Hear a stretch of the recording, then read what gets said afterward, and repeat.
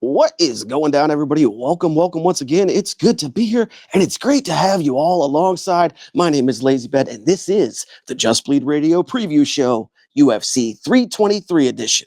Let's go.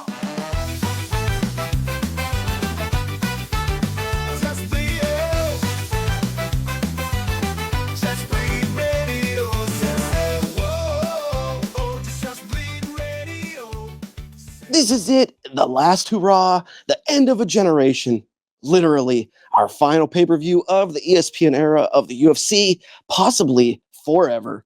So what do you guys say that we get into it, because we got lots to discuss? What do you think? Let's do this thing. Yeah.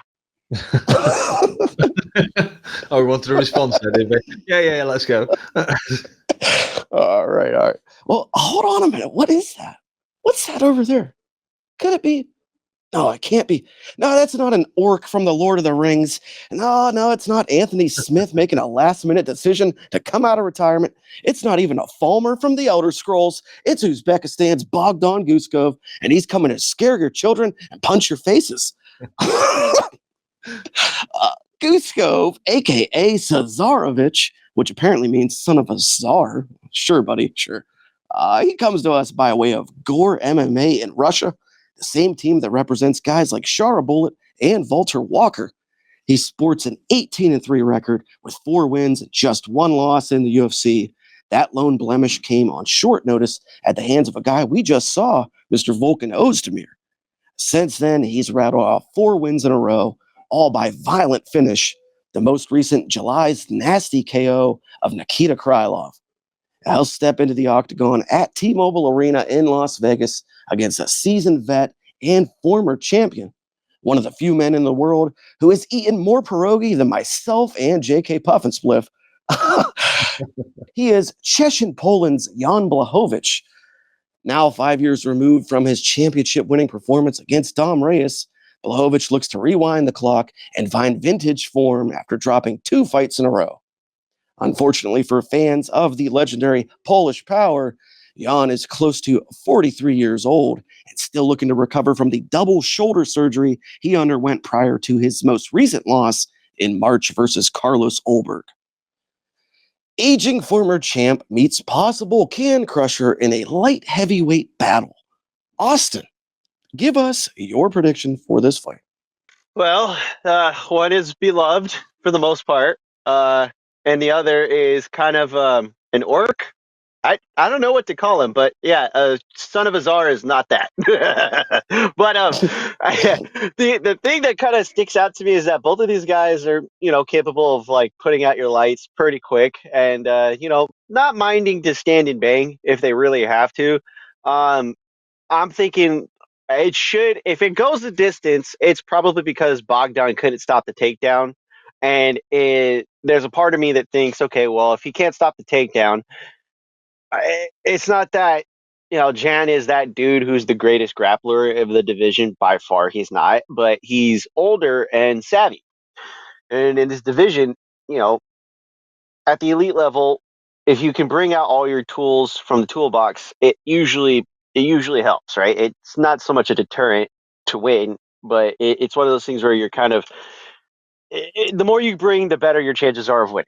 And as Bogdan has kind of learned, I can't be one dimensional and just kind of, strike with everybody with my hands, like I got to at least bring out some of the submissions and some of the takedown defense, at least, give some illusion that I know what I'm doing.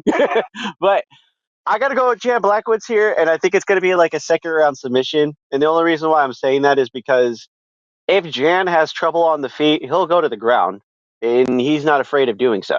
And I think, the older guy in this fight is definitely going to be looking for any ways possible to get back to that title slot, even if it's, not anywhere near his future. But Bogdan should win by TKO, but I got a feeling Jan's going to pull it out with the submission in the second. Jeez. I didn't see that coming at all. I kind of did. Submission, though. It's Austin. Always expect the unexpected. That's true. That is true. The submission part, that's throwing me through a loop. It could happen. I'll go second. Let me slot myself in the middle. I think that clearly youth is on the side of one guy in this equation, and like physical durability and the ability to kind of withstand stuff should fall on the side of Bogdan here. Jan, damn near 43 years old. Like I said, the double shoulder surgery prior to his last loss, like he didn't look quite like himself. Certainly not at all in that last fight. I think he's a step slower. I think he's, clearly missing a beat. But at the same time, I think that Guskov's super limited. I think he's primarily, he's got a right hook and that's about it. That right hook is fucking devastating though, and he can put your lights out with it if it connects. But the same can be said of Jan, the Polish power. I think even with bad shoulders and being 43, the last thing to go is power. So he could definitely put Bogdan's lights out as well. But I kind of think that this is going to end up being a boring fight. I think that it's going to end up being moments of like blitzing attacks from Guskov that are going to kind of not find the mark. There's going to be a lot of punches bouncing off the arms. I think it's going to be Jan kind of taking it slow and maybe trying to grapple. So I think that likely it goes to a decision. I could see it really going either way in that case, but I can't go with a 43-year-old man. So as much as I like Polish power, I'm going to go with Guskov to edge out probably a split decision. That's going to be my pick. That's good. That's a good one. Yeah. And as far as the legendary Polish power goes, he is a Slavic slobber knocker, and he does come to bang, but he's going to have to bang with an Uzbek Russian hairless mole rat, DangerMouse. So I don't know how this one goes. Give us your thoughts and pick for this light heavyweight matchup. Yeah, I actually did a bit of research on these. I watched some fights from both of these guys just to see how they'd match up. Bogdan, obviously, as you've said, much younger. There's 9.5 years difference between them, almost 10 years. There's very little difference in the striking differentials for both of them. Neither of them exactly the most. They don't throw the most. They don't avoid the most. They're there to be hit. And they've both got fairly decent accuracy. One thing I will say for Bogdan, if he gets you hurt, if he starts landing that, I forget which is, it maybe his right hook, his left hook, whatever it is, once he starts hitting it, he does not give up, and he's really, really fucking accurate there. His accuracy says 55%, but obviously that includes all the strikes that are done at range. And when it gets up close, he's devastating.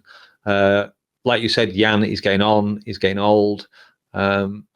I did try and watch, like I said, I tried to watch how he'd done. Ulberg couldn't knock him out, which is kind of worrying if you're wanting a TKO or a KO in this. Same for Pereira, he couldn't knock him out. Obviously, we had the draw with Ankalaev, which I didn't go back and look. But Bogdan, if he gets you ever so slightly hurt, he will pile it on. And I don't think that Jan is going to be able to live with this pressure for the entire fight. It could quite possibly be, as Lazy has said, it could be a split decision, just a 3-round fight. But I think just as easily it could be who was it who caught? Rakic. Not Rakic. Who was it now? I forget who it was now, but somebody caught Jan in the third round. And Thiago Santos. Was it Santos? Thank you. Yeah, that's right. I had to go back and look a bit for that because I was looking for Jan. Jan only has I think 2 KOs on his record, but there's only one that's from the UFC, or one that I could find anyway. There's a stoppage due to injury. I'm not sure if that's been counted. But yeah, that's a very long way of me saying that I think Bogdan Guskov is going to win this one. Probably going to go for either a second or third round TKO and be a bit more optimistic than Lazy. But like I said, just a decision win would not surprise me.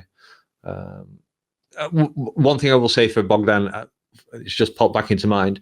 He does get taken down quite a lot, and he does get threatened with submissions quite a lot. We had his fight against Elikana, who was coming up from a lighter weight, and he spent most of the first round in Elikana trying to get a rear naked choke on him. Yeah. And then only at the end of the round did he manage to spin round in it, and then he was threatening the rear naked choke. And I forget, he might have actually won that fight with a rear naked choke as well in the second round. I can't remember. But yeah, his defense is absolutely phenomenal. We had it again. I think it was the first and second rounds of the fight against Span.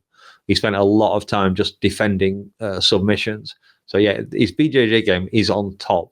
his takedown defense isn't the greatest. The other thing I find quite funny, he doesn't have his takedown average 15 minutes is zero, nothing. He has zero takedown accuracy, so obviously he's never tried one. But the fact that he has a submission average of 1.1 per 15 minutes, that's kind of unusual for someone that doesn't grapple or doesn't wrestle. I could see him even snatching a submission, but Jan's probably too savvy for that one. So yeah, again, maybe second or third round TKO for Bogdan Gusko. Interesting. So yeah, we're kind of all over the board. We picked a little bit of everything on this fight on both sides. Yeah, that's good. That's good. Oh, hey guys, don't make it too obvious, but take a look over there. That little Mexican guy, he's got one hell of a fart box on him. Whew, wait a minute, are we live? I didn't know we were live. What the fuck? I'm just joshing you. I'd never be stupid enough to incriminate myself on a recording. I'm from the Rust Belt, baby. We know when to keep our mouths shut. Learn from me, Henry. Learn from me. You'll either get that or you won't, people. You'll either get that or you won't. Anyways, I don't know about the size of his turd cutter, but I do know he's got a big-ass head. It's former Olympian, part-time fighter, and full-time podcaster, Henry Cejudo. As if you don't see enough of his stupid face on social media, you're about to see it again on December 6th. The upside? He claims it's the last time we'll ever have to endure a Triple C fight week. Whew, that's a good thing. Henry brings his 16-5 pro MMA record to the table, that being 10-5 in the UFC. And though he once carried a gold belt over each shoulder, he now sits on a 3-fight losing streak and hasn't picked up a W since his controversial 2020 TKO of Dom Cruz. Shout out Whiskey and Cigarettes. Breaking the streak won't be easy for Cejudo, however. In fact, it may be a bigger pain in the ass than a butt vape blinker, as he's set to meet a man with a hole in his soul big enough to contain an ocean, frankly. What'd you say? What the fuck did you just say? Reno, Nevada's Priapian Prince, Peyton Talbot. The tail of the tape will show an 11-year age gap between he and Cejudo at 27 and 38 respectively, along with what will be a 10-fight experience difference as Peyton comes in at just 10-1 as a pro. In his 5 UFC fights, his only loss came at the wrong end of several Raoni Barcelos takedowns. Can Henry Cejudo follow that same path to victory, or has the one-time gold medalist wrestler finally cringed his way out of contention? From what I've heard, I believe this is once again expected to be Henry's last fight in the sport, unless, of course, he beats a young twink like Talbot. So, DangerMouse, let's hear your prediction for this tussle between number 10 Henry Cejudo and unranked Peyton Talbot. Yeah, this one I did not bother doing any research for, to be honest. I just can't see the way the older fighter wins here. Like you said, if this is Henry's last fight, good. I wasn't upset when he retired the first time. And what has he done? He's lost his last 3 fights in a row. Yeah, he's lost to Sterling, Merab, and Yadong. Just looking at the stats, really is the only way. The reach advantage. Everybody knows I love a reach advantage, and we're talking 6 inches here, and a switch stance fighter as well. So he has the potential to really, really confuse Henry if he goes that way. Fairly devastating striker in number. Has a good striking differential, 6 landed, 3.26 absorbed. Compared to Henry, is virtually equal at 3.82 and 3.46 absorbed. Obviously, the takedown defense is a bit of a worry in this fight because that's what Henry is going to want to do. He's going to want to make this a slow, boring fight and take it to the ground. Fairly strong takedown defense from Talbot, 76%. Ironically enough, the same as Henry's. I think the young buck gets this one done. Probably a decision. I don't think he's probably going to be able to knock Henry out, but he might be able to. I'll probably go for a decision on this one. I like it. For Talbot. I like it. Once again, I think I'll go in the middle here, and I'm kind of feeling the same way you are, DangerMouse. The age difference here, the very apparent size difference, the reach advantage on the end of Talbot. Outside of the wrestling, I think Talbot's got Cejudo covered in every aspect of the game. And at this point in Henry's career, with what he's shown in recent fights, I don't even know if we can say he has the wrestling advantage because I haven't seen it. We haven't had an opportunity to see it. He hasn't found the ability to get into these scenarios where he could even implement the wrestling. So it's kind of been bad scenes if you're a Henry Cejudo fan over his last several fights. There hasn't been much to go on that looked good, other than maybe a couple of small positives you could take from the Song Yadong fight, where it did unfortunately end due to an eye poke. Shout out referee Jason Herzog for that one. But I really don't see the path to victory for Henry. I don't think he has the explosiveness and the agility to outmaneuver a Peyton Talbot who has phenomenal footwork, who moves very fluidly in there. So I think he's probably going to find himself on the end of a lot of long, rangy strikes throughout the night. And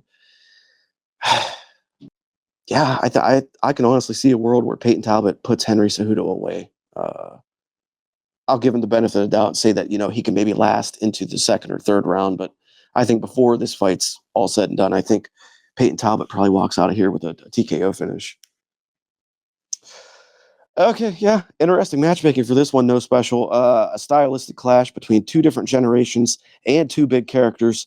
Not to mention, as we've already mentioned, a possible swan song part 2 for the hefty-headed Henry Cejudo.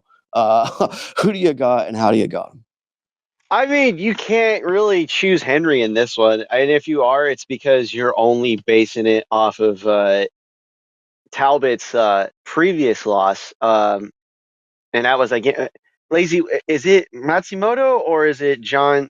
I can't remember the last name of that. I'm sorry, not his last opponent, but the opponent that Peyton Talbot lost to was, I'm sorry, God damn it. He lost to Barcelos. Thank you, Barcelos. Yes, I was going to say. And Barcelos is a Brazilian, I believe, national champion wrestler, and not too dissimilar from Henry. His style is kickboxing and then switching between the kickboxing stance and then wrestling into positions and then looking for ground and pound occasionally, but not holding his opponent down, but as much as forcing his opponent to move and tire and then re-engage in the kickboxing, finding little victories here and there with the grappling, re-engage with the takedown, and then look back to finding, strikes when possible, because he's not. Talbot is that dude who is smooth with his striking, capable with his grappling, but when you add physicality to it, it kind of threw him off the first time he found it, and he's struggled with people who are going to push the pace on him. And it's not that he's not capable of keeping up with it, it's that he has moments where he has to settle himself and then re-engage on his terms, and that's not easy to do when you have someone who's really physically capable, like a Hani Barcelos. It shows, even though Barcelos is older, that if I push a pace on you and you can't keep up with it, I'm going to keep doing what I'm doing to you because you can't figure out how to stop what I'm doing. Well, we saw him kind of curb that in the last fight, and that's the thing where I'm like, okay, well, he has an understanding of how to stop it, but I don't know if he's gotten to that point of how to defend it, regularly. Like, he did it against one opponent who isn't known as a high-level grappler. He's well-rounded, but not an elite level grappler like Barcelos. He's facing that in an older version of Cejudo. Cejudo's not as physical as he used to be, because he used to just kind of get into your grill and just kind of tangle with you, if you will. Then he kind of recently went back to his striking, and since then he's kind of been like having a hard time going back to the wrestling. He did it against Merab and he failed. He did it against Aljamain Sterling. He failed there. And then when he fought Yadong, there's a point of which the physicality no longer exists in the fighter, and you can see him kind of looking for measures to limit himself from being exhausted or finding himself in bad situations, as he did in that that double eye poke that he got. And I'm not saying Henry is a quitter, but there's a point where it's like, yeah, I think I'm good. I feel like I don't need to extend myself past a certain point. I think he's looking to just have a graceful exit from the sport rather than just, continue to flounder where he is. And I'm not saying that he's going to give up the win easily to Talbot. I think he's going to fight, but I don't think he's looking to, go out with a bang, if you will. If it comes down to it, I think he'd rather just be like, all right, hey, I'm done.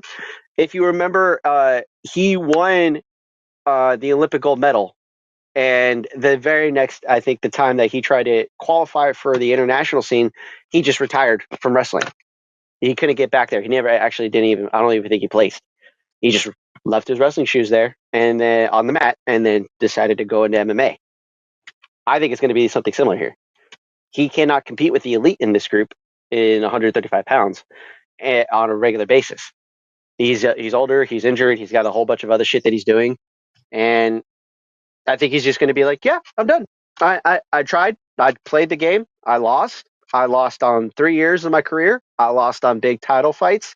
I lost a couple of opportunities, and I just want to be done. Good for him. If this is truly his last time, there's no way I'm picking him. I'm picking Talbot by whatever means he wants to do, and ideally, I think it's just going to go to a decision. I think it's going to be a decision, and it's not going to be split at all. It's just going to be unanimous. Yeah, 30-27. Yeah. Yeah, and I think that a lot of people also, people kind of soured on Talbot a little bit after the Barcelos fight because, like you said, Austin, that it seemed like he was very clearly lacking in the takedown defense and in the wrestling department and in the get-ups. But then he bounced back in the next fight because he took on Jungle Boy, Felipe Lima. And he closed as the underdog in that fight, Talbot did. And a lot of people, Lima came into that fight undefeated. And people, like I said, they were kind of like on Talbot after what Barcelos did to him. And Talbot really bounced back, and he showed that he shored up those holes that he had in his game. And at his age and his skill level, he has the ability to do that. Like he can quickly improve upon things that he was once not so good at because his talent and stuff is still developing at such a rapid rate that he can really show improvement quick. And after what he showed in that Felipe Lima fight, now taking on a guy who's a similar style to the last two guys he's fought, but even less physically capable, I think he's going to show out in this one. I think it's kind of a foregone conclusion. And I'm glad that we all agree on it because I intentionally didn't message it or mention this. This means extra fantasy draft points for me. So thanks, guys, for agreeing. Glad we're all in agreement. Yeah, I thought. I should have picked against you. I knew you would if I said it. All right, guys. Well, how about now? A flyweight feature bout that has Sean Shelby and the UFC praying to their lucky stars. It's the promotion's greatest hope out of the land of the rising sun, the 17-1 Okinawan phenom Tatsuro Taira. Long the UFC has tried and long they have failed to manufacture a Japanese star. But at 323, they may inch ever closer to their goal. If the 25-year-old Taira can secure a victory against his opponent, he'll find himself likely in the number 2 pole position and directly in line for a championship shot. So it would seem, along with his own hopes, he'll also carry the hopes of the UFC and their decades-long quest for a Japanese champion. Standing in his way will be no slouch or pushover, but rather a former champion and fan favorite, Tijuana's assassin baby, Brandon Moreno. Despite the hefty 23-8-2 career record, Moreno is still just 31, and along with his wealth of experience, he also brings a 2-fight win streak. The last being a decisive decision win over Steve Erceg back in March. Now, although I did say he is 31 as of this recording, he will be 32 the day after the fight, so happy birthday, Brandon Moreno, regardless of the results. But with his number 2 ranking on the line against Taira's number 5, I think all parties involved do care about the results, and I reckon our listeners do as well. So, I'll ask you, Austin, aka No Special, of Morning Combat Mailbag fame, who takes home the W, the young gun with the high ceiling, or the established vet climbing back to the top? Well, it kind of goes to the question, do you believe that Tyra is as well-rounded as Moreno, or do you believe Moreno has the ability to stop the takedowns? Because I think that's the question, right? Because if you remember, Royval had this vicious, bloody battle with him where Tetsuo Taira just basically just committed to the grappling game and nearly was just battered on the feet at any given point that he tried to stand with Royval. Whereas, consequently, the opposite, you could say, it's like when Moreno had his stint of just kind of not knowing where he was floundering after the title fight, and he loses to Royval in a rematch where it was just primarily a stand-up fight. And there's a point where you're kind of like, okay, well, he's not old, but he's not young. He just kind of seems to be stuck, right? He was a champion. He had a quadrilogy with Davison Figueiredo, if you remember, which feels like decades now ago. But um, he's found a way to bounce back. Now, granted, the two fights that he had, I still have questions about Moreno because A, it's an Ursay coming off of a handful of losses. B, the Amir Albazi fight, he fought an Albazi who physically had his neck fused and did not look good whatsoever. Matter of fact, he just looked like a punching bag for the entirety of the fight that it lasted.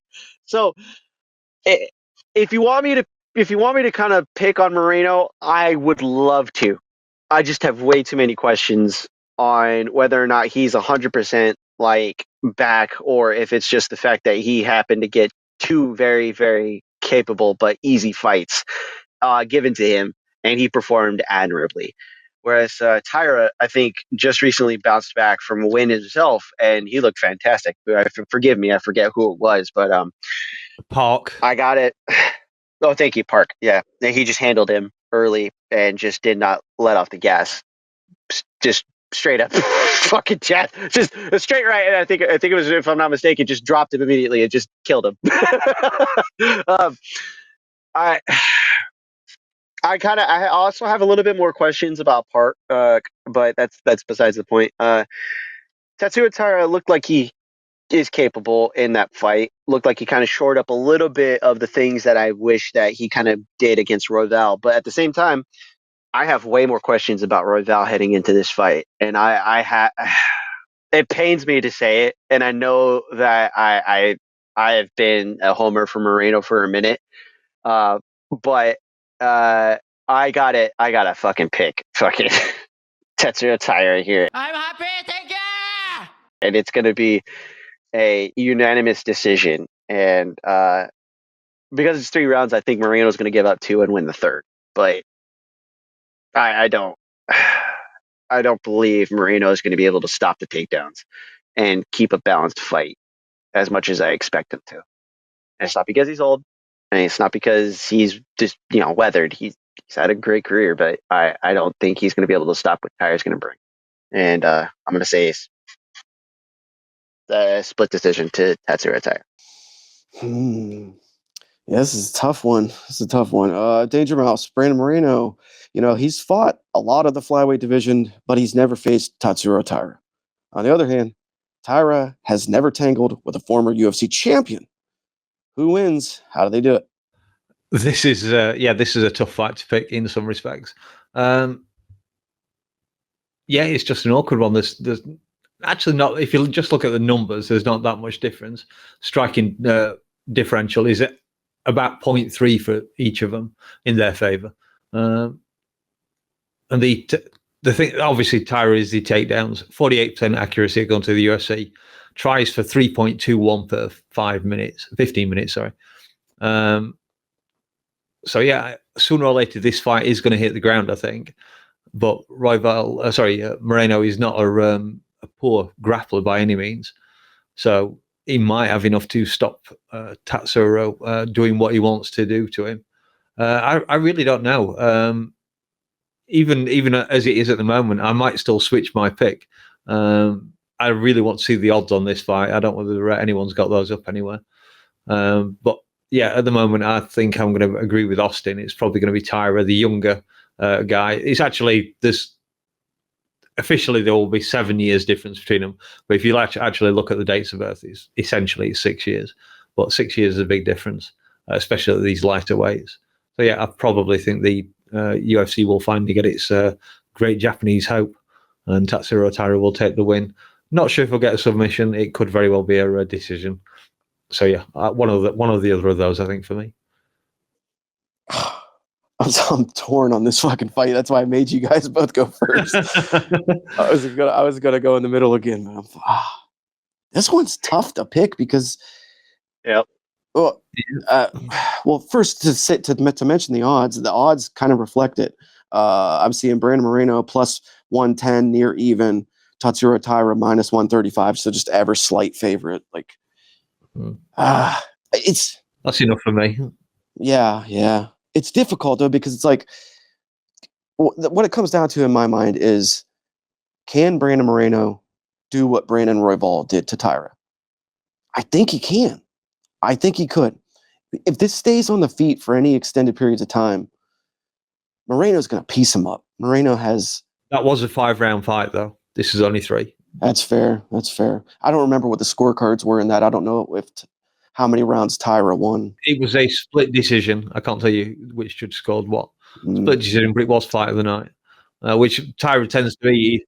Taira tends to get a lot of those. That was fight of the night, and he's had another 3 performances of the night. Yeah. Am I not mistaken that there were 2 10-8s, but one was for Royval and one was for Taira? I don't know. I don't recall. Well, either way, my point being, like, Taira does not have good stand-up. It's just plain and simple. Like, his stand-up it's lacking. He's there to be fucking hit on the feet, and he does get hit on the feet. He tends to come out of his fights a little bit marked up. He's never really been too damaged. Like, I don't remember him ever being like severely lacerated or having huge hematomas, but he gets smacked up a little bit. And Moreno, if nothing else, he's got that Mexican boxing and he's got that Mexican heart, and that could cause problems for Taira here. But I have seen Moreno taken down. I have seen him taken down and kind of controlled. And that's Taira's fucking A1 game plan. So this is tough. I think I'm just going to have to go with the youth and the trajectory of Taira. I think that he probably will get it down at some point. I think he'll probably threaten some submissions, maybe lay in some ground and pound. And I think that he will do enough to win a decision here. I don't know if it's going to be unanimous, but I could see him winning a splitty. And that'll be huge. That'll be fucking huge for him. Like I said, because in the intro, that'll put him in basically the number 2 pole position for this division. Probably lines him up for a title shot, depending what happens in the Pantoja Van fight. And yeah, that would be fucking massive. Keep him away from Horiguchi then, I guess. Yeah. Or let them meet in Japan down the line. That would be cool. Could be. Well, speaking of that fight, tits up to it's because it's time now for 2 title fights, temptingly teetering atop the billing of this UFC 323 PLE. Shoo-wee. And for this championship chatter, we will stay in the men's flyweight division for a much anticipated matchup that will leave one member of this cast with a hefty helping of fantasy draft points.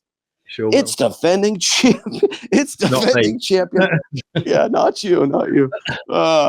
It is defending champion and all around great guy, Alexandre Pantoja. Back looking for his 5th title defense. This after choking the will to fight out of poor little Kai Kara France at UFC 317 in June. The man affectionately called Pants has wore the pants in the 125-pound weight class since 2023, racking up W's over the who's who in the promotion. At 35 years old, he holds a fitting professional record of 30-5, that being 14-3 within the UFC. Undefeated since dropping a 2020 UD to Askar Askarov. Remember that fucking guy? Pantoja will look to continue his winning ways in the co-main event of 323. Standing across the cage from the Cannibal will be a fearless man from Myanmar, fighting by way of Houston, Texas, the 15-2 number 1 ranked Joshua Van.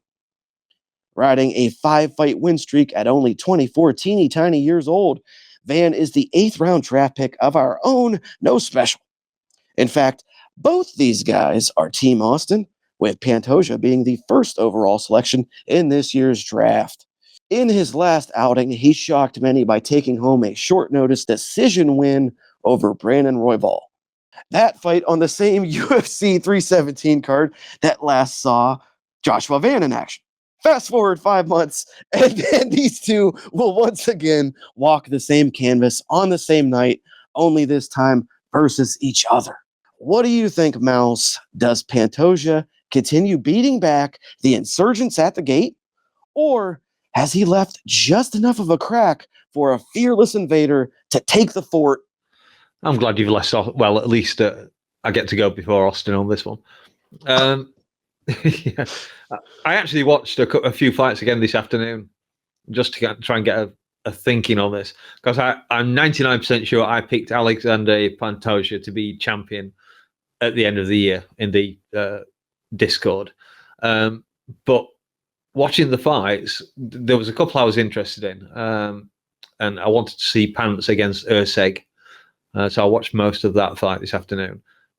Because I think that's the most likely way this fight will go, with Van trying to keep it. Obviously, Van's going to try and keep this standing. He's only been doing this sport for 5 years. And that's a sport as a whole. It's not like he, just no. It's not that's how long he's been in the UFC. That's his entire career. And I'm just going to say, I can never think of Myanmar without remembering that woman doing aerobics in front of it as the revolution kicked off.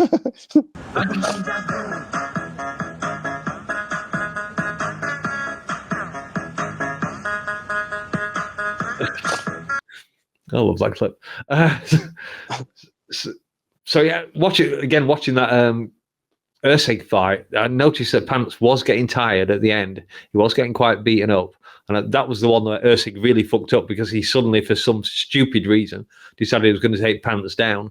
Whereas if he'd kept it standing, he could very well have won the title there. And that's how Joshua Van has to win this fight. Obviously, he's got to keep it standing. He's got to work Pantoja over. He's got an amazing strike rate. He's 8.86 strikes landed per minute.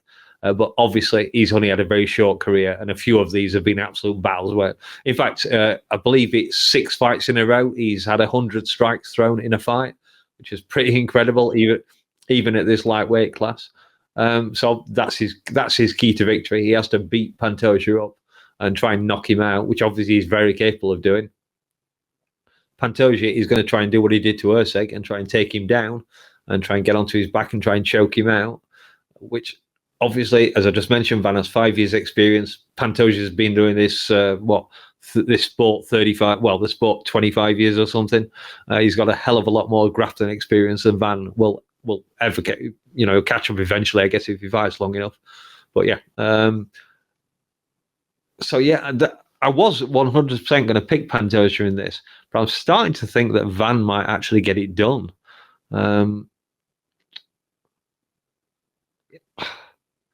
It's just how vulnerable he is to grappling that worries me. He's got a solid takedown defense, but I don't know how often people have tried to take him down in fights. Probably not that many, looking at his previous opponents. So yeah, I think I'm probably going to have to. Oh God, I'm so. I could flip a coin on this one. Honestly, God, it's razor close, even though it probably shouldn't be razor close. It is that age thing that keeps coming into 11 years difference in age. That's a hell of a lot in this sport. Yeah. But also, that age means that Pantoja's got a shitload of experience that Van doesn't have. Van has the one benefit of not being used to being beaten. He doesn't get beaten very often. Then again, now there's Pantoja, just by decision, never being KO'd, at least not in the UFC. Yeah, I think I'm probably going to have to go with the champion and maybe a 3rd round submission. It could be a little bit earlier. I think if Pantoja gets to win, it's going to probably have to be by submission, because I think if this fight lasts for 5 rounds, as long as Van isn't tied up for most of them on the floor, he's got a very good chance of winning this by decision. So yeah, there you go. Pantoja, I think, by submission. 3rd round, we'll say.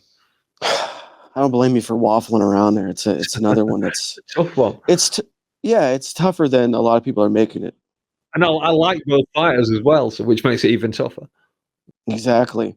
And like you pointed out, Van has the ability to just be kind of a buzzsaw on the feet, where his activity is his best friend, and it's his greatest path to victory. Just letting his hands go. The guy's got his body work, his ability to go to the body in those combinations. He's not a single punch fighter. He's putting 2, 3, 4, 5 together, and he's ending them to the body. He's ripping them to the liver. It's a sight to behold, and among really my favorite fighters in MMA today, at present, because just you don't. I've never watched a Joshua Van fight and been bored. Nope. I haven't, and I've been watching the guy since Fury FC. I remember watching him back then, a couple of years ago. And like you mentioned, he hasn't been doing this long, so it wasn't very long ago. He was still in the regionals, and he was, beating up guys that very likely were plumbers and guys working day jobs that weren't really doing this full time for a living. Flip side of the coin, you got Pantoja, who he's been doing nothing but beating up absolute killers that do this as a full time job for a decade plus in the UFC, and for the most part, making it look like their levels below him, making it look like these guys are getting exposed when they face him. Just look at what he did to Kai Kara France, talking about takedown defense and takedown defense percentages. I believe KKF had like the highest one in the division. He was somewhere in like the 90 percentile. And look what Pantoja did to him. Took him down like fucking easy as could be, choked him out. So I really kind of feel like this is a situation where Van's got one path to victory, and he's going to need to box up Pants. And I don't know that Pantoja is going to allow that to happen. I don't think that he's that low IQ that he's just going to keep this thing on the feet. I think he's going to go to his bread and butter. I think he's going to take him down. He's going to take his back. He's probably going to choke him out. Just to be different than you, DangerMouse, because I think you said third round.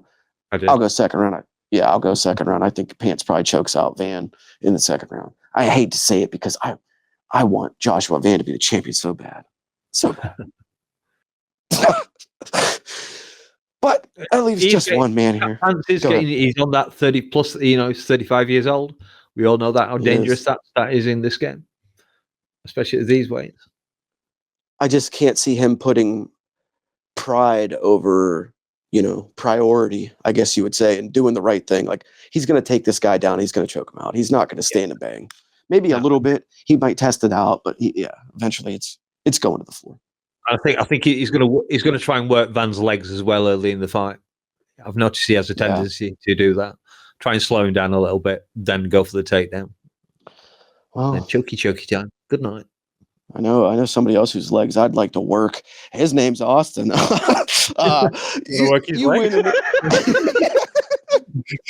You win in this situation no matter what, Austin. So we'll find out soon enough. But both of these men are your fantasy draft selections, Austin. So you win no matter what.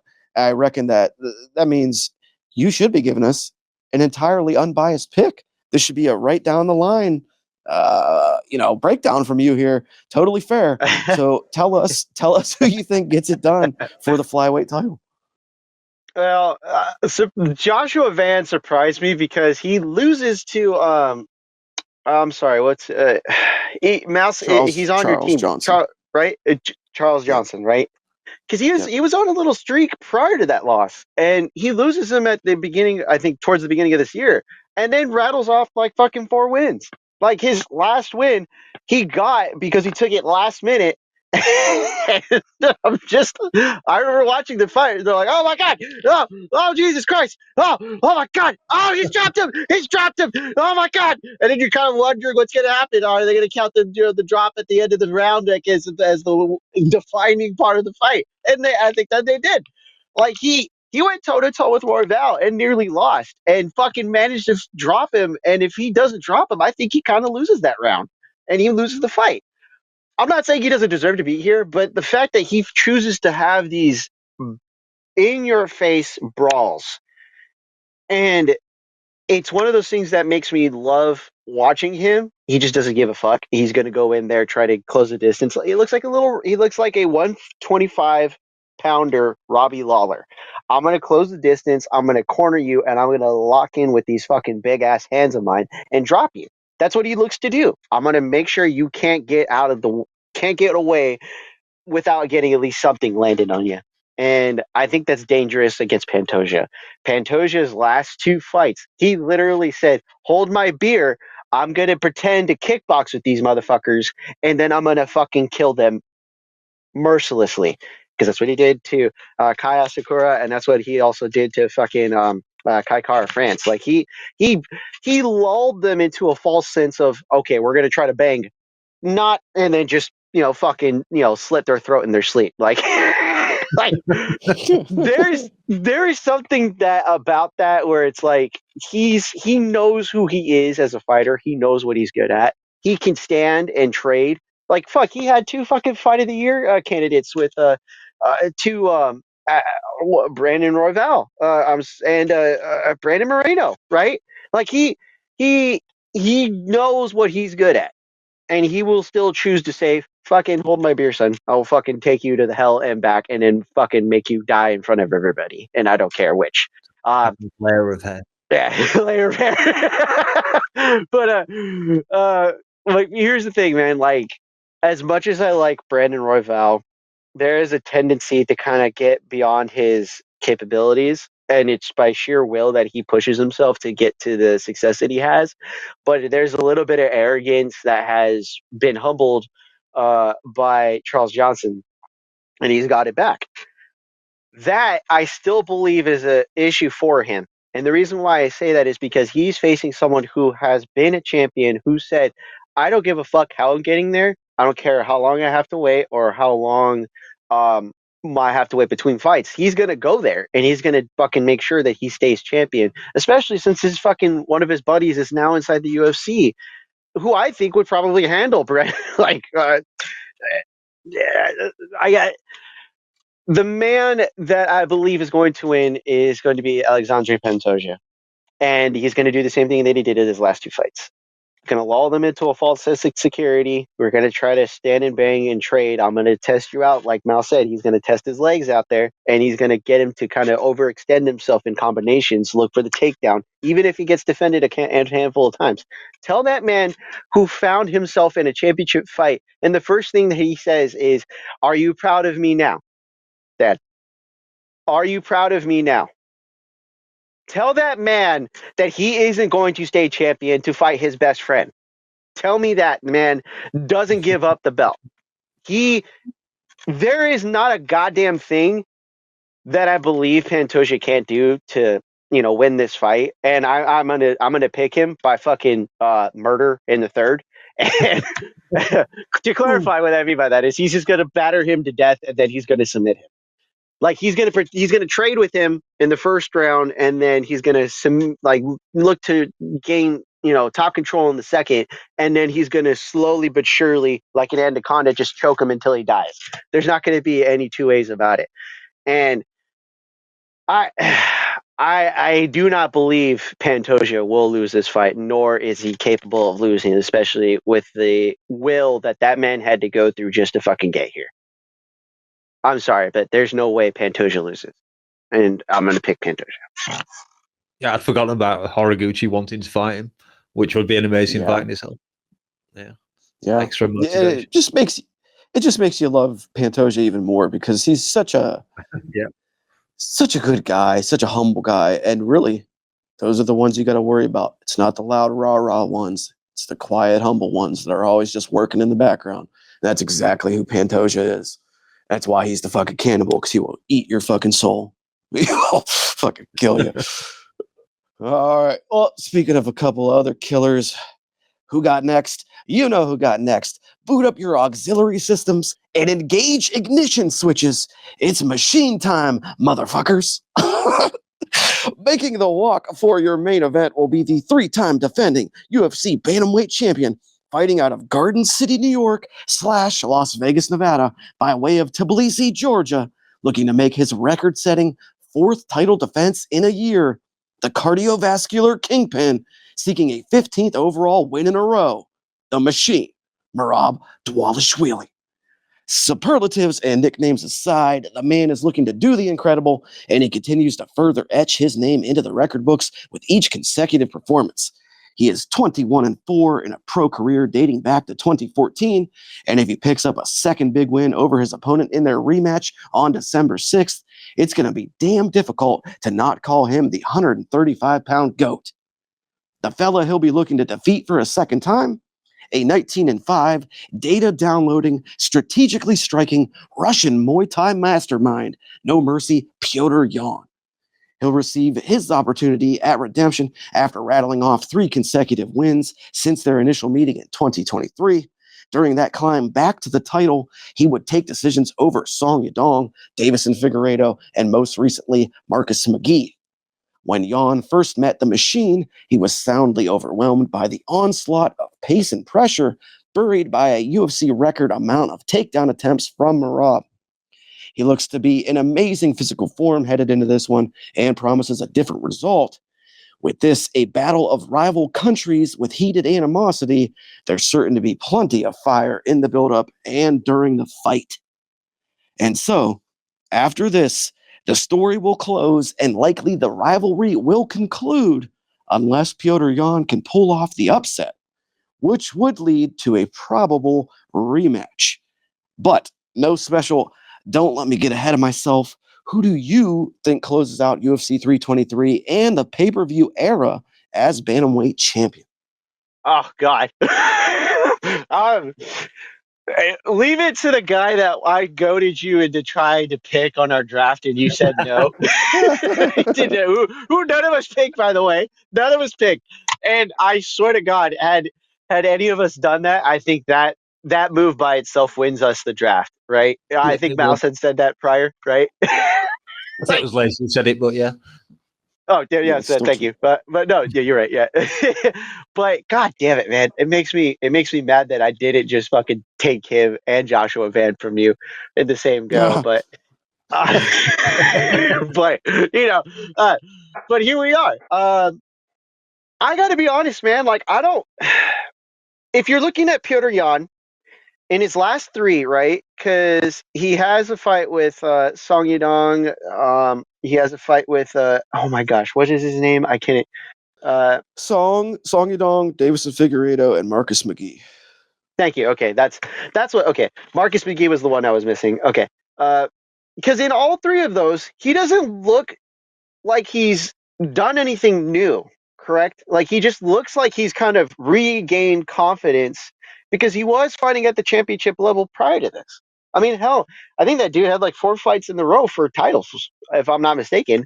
And like he there's a part of me that thinks that he kind of lost what he was capable of and then refound it in his last 3 fights, just kind of taking a step back in competition, gaining confidence back, and just pushing his objective on his opponents. Like you said, he gives up a round and then he just downloads the data and then he just assaults them with monotony of weapons. And he's very capable. He's not like a guy who you would say, oh no, he's a dark horse. No, he is the marauder in the division. He's the dude who you send to kill a contender. He's the dude who you send to kind of like, yeah, that guy. Oh, we want to make sure he's that guy. No, he's not that guy. Guess what? He's not even close to that guy. And there's a point of he is capable of regaining the title, just not with Merab as champion. And the reason why I say that is because Merab has learned how to push the pace and still kind of give up a round or 2 and then still maintain his control over the fight. That's something that's not normal to do. That's something that you probably shouldn't do as a champion, but still. Like, his hardest task was beating Umar Nurmagomedov, and he was basically dancing in the 5th round. Who fucking does that? Who does that? Right? And like he's out there looking like he's having a fucking ball, and then he just fucking submits fucking Sean O'Malley out of nowhere because he's like, yeah, no, I'm fucking better than these guys. He's confident. This motherfucker's confident. And you have a champion who finally figures out how confident he can be and how capable he is, and all of a sudden, all these finishing capabilities start showing up. I think he fucking finishes Jan, and I think he fucking does it in the third round. I'm gonna be honest. Similar to how he did to Sean O'Malley. He's gonna beat the shit out of him, and then he's just gonna fucking submit him. I don't think Jan's prepared for that. I think Jan has an idea of what's going to happen. I think Jan's not prepared for what's gonna happen to him. And just like the first time, he may have been injured very well, but he's not close to ready to defend against Merab.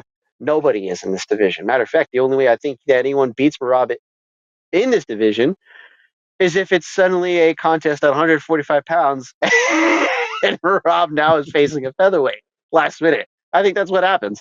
But I got a feeling that Merab wins in emphatic fashion and becomes the bantamweight GOAT in the process. I think he's already there, but like I think he does it, and I cannot wait to see what happens next with Merab. I'm fired up after that. I like that. All right, I'll go in the middle again as I've been. I could have taken longer over my. I don't know. What's that? I said I could have taken longer over my smoke if I didn't know. Well, go ahead and take a couple more drags. Although I won't be long here. Yeah, I'm just gonna go second because I'm gonna echo a lot of what Austin said. I agree with a lot of those sentiments. I think that first fight between these two told you everything that you're going to need to know. I don't remember the exact numbers, like 43 or 47 takedown attempts. Might even been 49. It was something outrageous. I think it's 49. Yeah, most ever attempted. To the point where after the fight, fucking Piotr Jan had PTSD. Merab went to shake his hand, and Piotr did like the reflexive flinch backwards and put his hands up. Like, calm down, bro. He's not going to take you down. He just wants to shake your hand. The mental toll that fight alone had that taken on Piotr Jan, even with 3 consecutive victories over decent names in a row, you don't just erase that from your mind. You remember what this guy did to you, and you remember how easily he did it. And guess what? As crazy as it is to say, he's gotten better since then. He's gotten a lot better since then. He finishes guys now. And even if he doesn't put you away, he puts you on the motherfucking ropes, and he puts you on your heels. Just look what he did to Corey Sandhagen. I don't know why I said it like that. Corey Sandhagen. Look what he did to Corey in their last fight. He almost had Corey finished. In fact, a lot of referees probably would have called that fight. And maybe they should have. So, this is a guy who is improved by leaps and bounds in his striking. The wrestling that he's always had is there, and it's even probably on another level. The cardio is as prevalent as it's ever been. He hasn't seemed to lose a step at all. He doesn't seem to be experiencing any kind of, I don't know what you would call it, wear and tear from competing so often. If anything, it seems to be benefiting him. And I feel like this is just kind of destiny. This is manifest destiny for Merab. He's going to get this 4th title defense of the year. He's going to set the record, further solidify himself as the bantamweight GOAT. Sorry, Jed Meshew. Dominic Cruz had a good run. The WEC stuff, counts for something. But I think that this is Merab's fight to lose, and I don't think he's going to lose it. I think the only way to stop Merab is for Merab to stop himself, for him to walk onto a shot from somebody.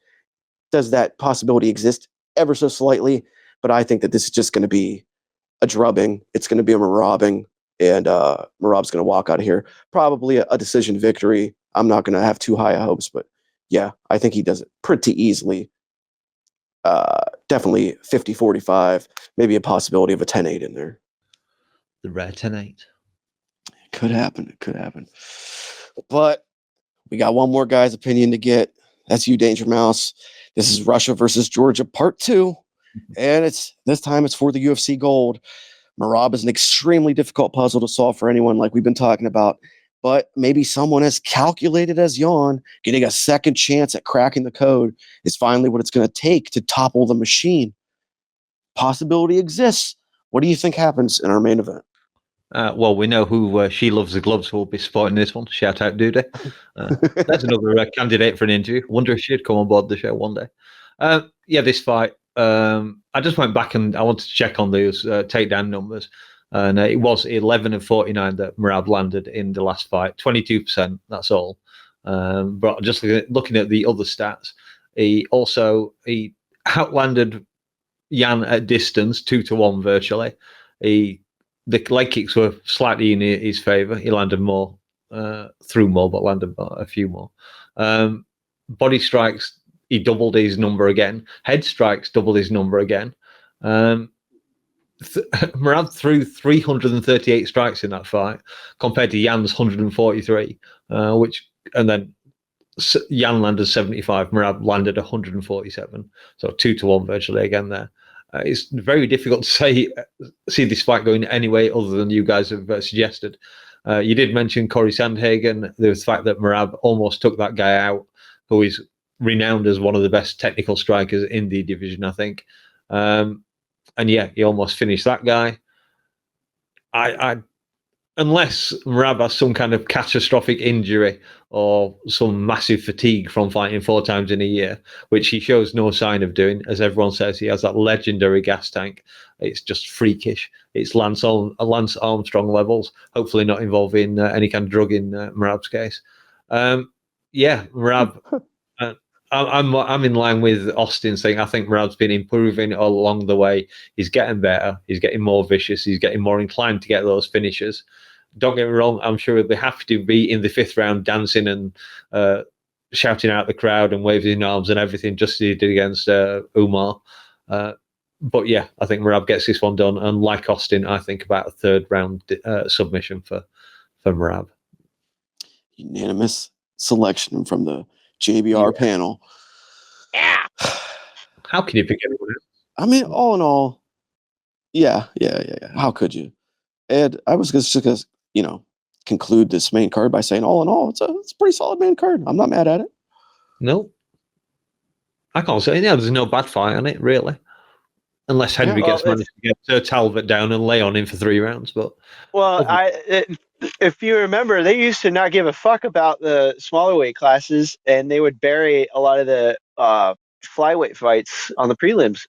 And now this is kind of like a love letter to the smaller weight classes, and I love it. Like, it's awesome. About fucking time they start doing that shit. It's only been fucking 10 fucking years, but whatever. I'm not holding grudges. I'm enjoying it. New era coming up. Yeah, the first fight of light heavyweight, then bantamweight, flyweight, bantamweight. A celebration of the lighter weight classes. Yeah, and it's also interesting too because you got Merab, who is a guy that notoriously they didn't really like because of his fight style. They didn't want to give him the title shot. They made him fucking just beat everybody in his path to get to it. And now that he's been the champion, he's become one of the more entertaining fighters on the roster, and I think really one of the fans' favorite people to watch. He's an enjoyable guy. Yeah, good personality. Yeah. Yeah, and like you said, he'll set the record with this defense to 4. And yeah, it'll be 15 wins in a row overall. Like, just crazy. Good way to send off the pay-per-view era and get us onto Paramount. Yeah. All right. Well, we ain't done yet, guys, because we won't do them all. We will do a few. There's several notable prelims on this card, so let's discuss a couple of them. Just some quick thoughts, predictions, nothing too elaborate. We'll get right into it. The first one, how about a pretty random and off-the-wall lightweight scrap between the ageless wonder Edson Barbosa and the freshly unretired Jalen Turner. Edson just about a month shy of his 40th birthday, and he's coming off consecutive losses. Turner's still just 30, but also on a 2-fight losing streak, and he is returning from retirement and a religious awakening. So, weird fight here, Barbosa versus Turner. DangerMouse, what do you think? What do you think about this one? Yeah, I will point out that Lazy dropped this on me about 2 hours ago that we were covering these fights. I didn't know we were doing any of the undercard.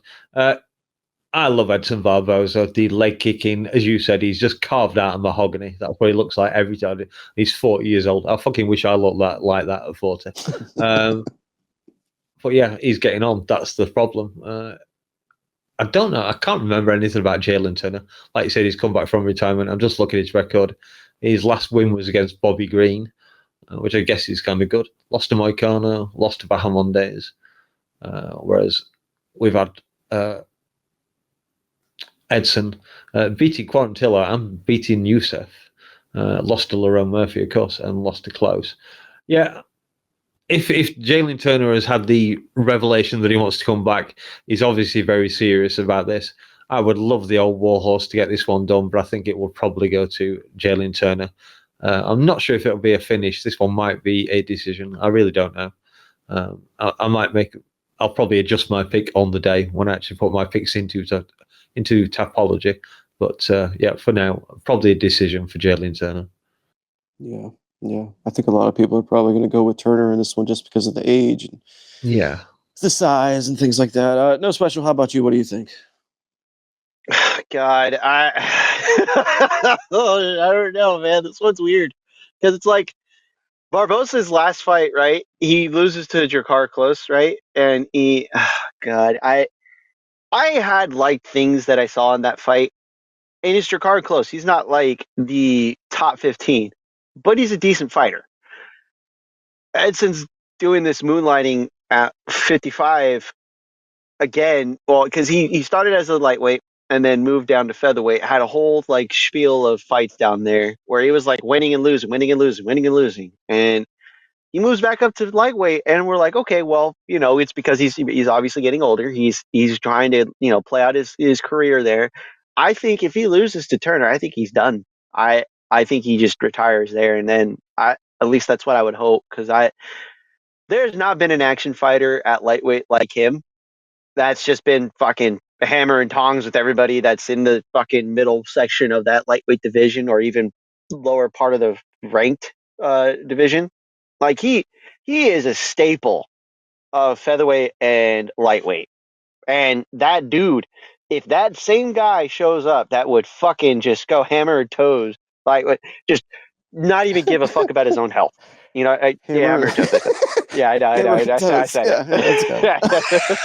Yeah. But I got a feeling that Turner, despite giving up, and I don't mean he gave up the fight. I think he just like mentally quit.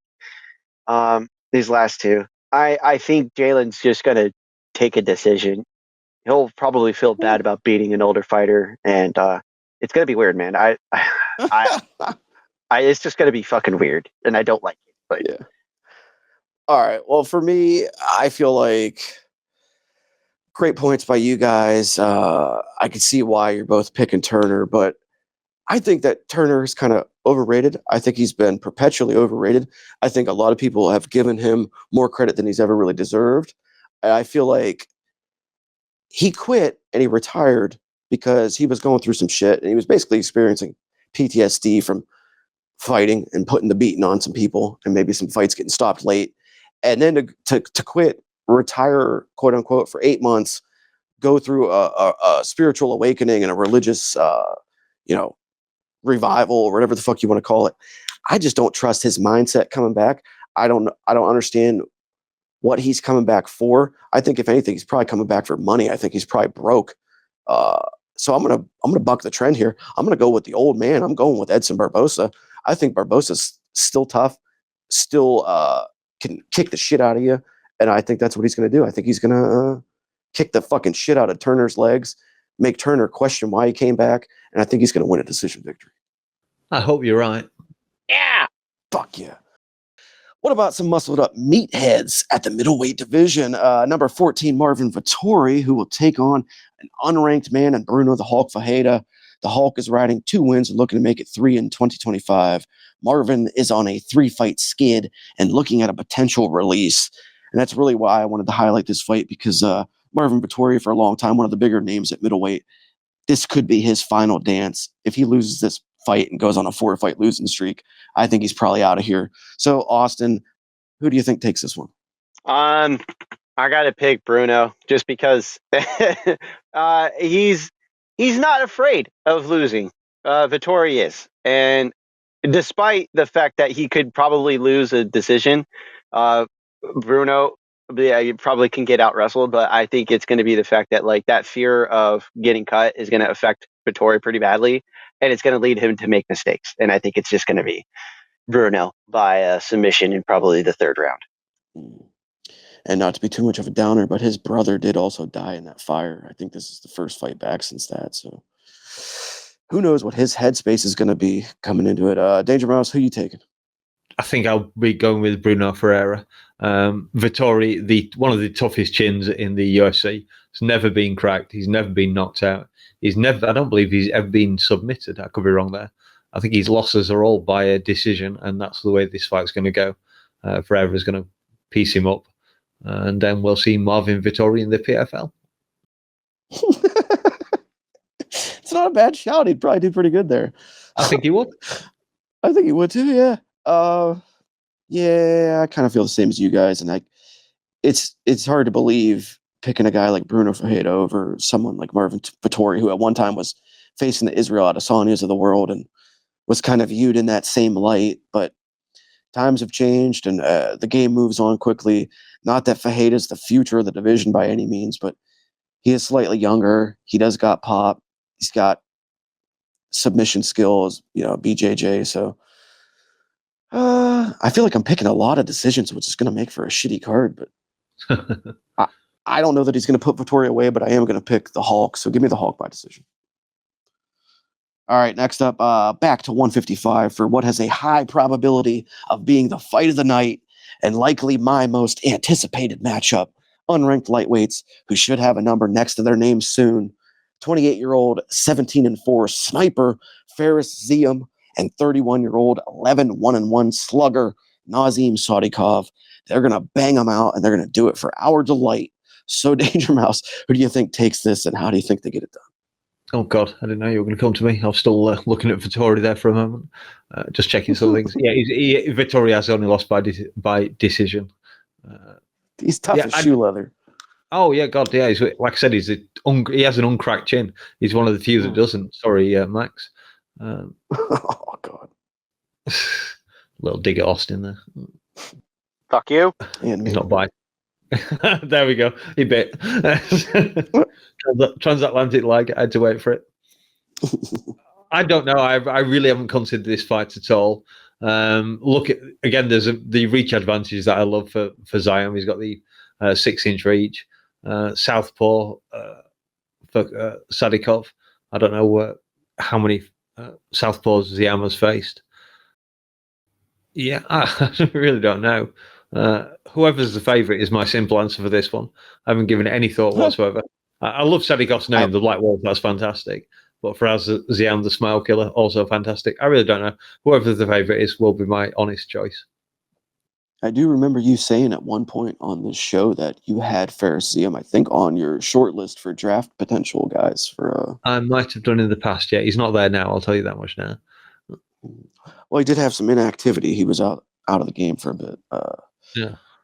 I can't remember. I think it was him whose grandmother died, and that's why he pulled out of a fight recently. But might have been somebody else. Either way, Austin, this is a good one, man. Lightweight, couple of guys who are going to come to bang. They're both finishers. What do you think happens? How do you think it goes down? Well, I think it's just going to be one of those back and forth little brawls that we see where it's just going to be a little bit of grappling, a little bit of kickboxing, some decent exchanges. And I think Faris Ziam is probably going to take a split decision. Not because I think he's the better fighter per se, but I think he's just going to find more moments to win. And I think that's what it's going to come down to, right? Where it's like you got two guys who are capable, young enough to find their way to the bottom of the top 15. I think it's just a matter of you just got to find the moments that work and just commit to what's working in the fight because they're both going to challenge each other. I think Faris Ziam is that guy right now, and he's hungry, and you can tell. And I can't wait to see what he does next.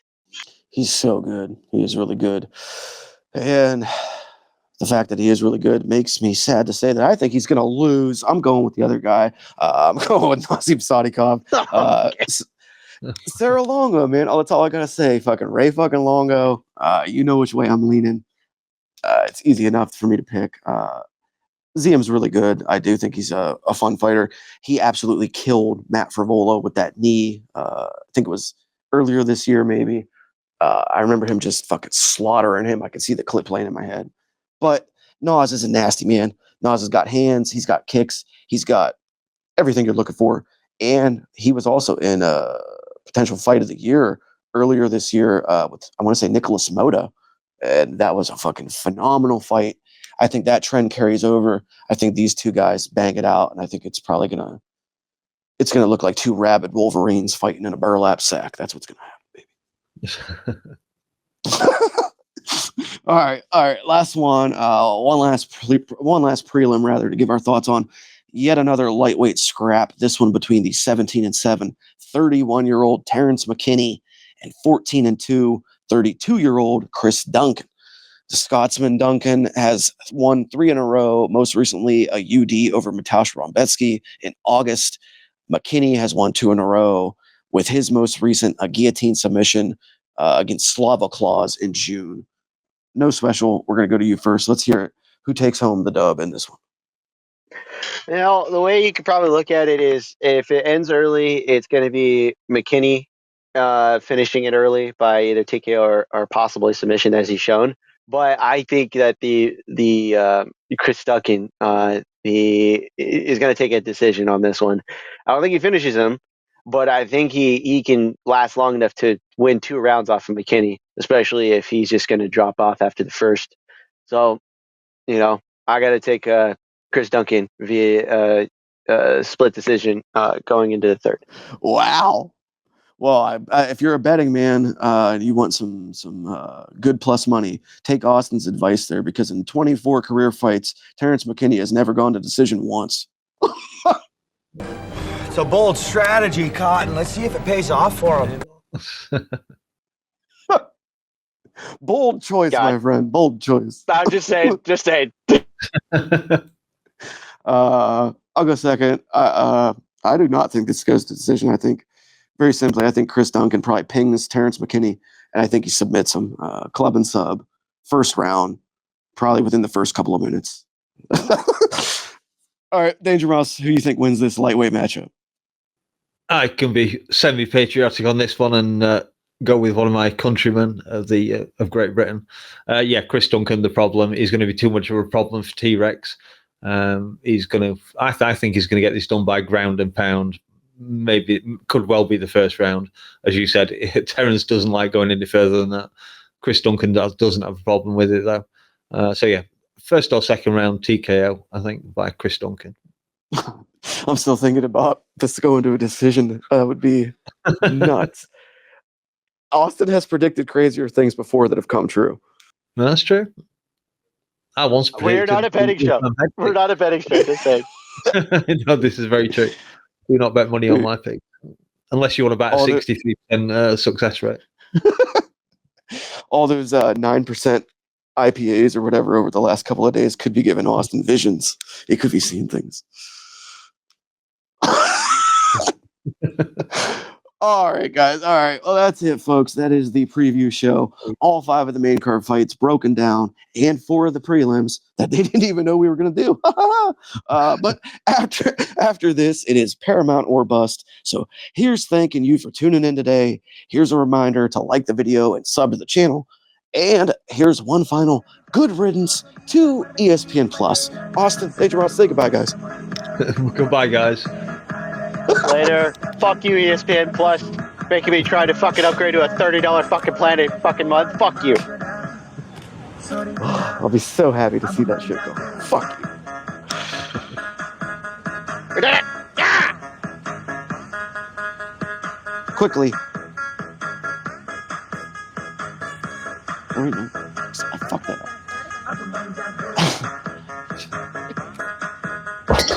Yeah!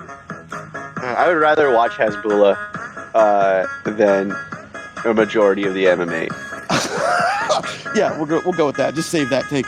Fast forward 5 months, and these two will once again. Well, first off, God bless Dave for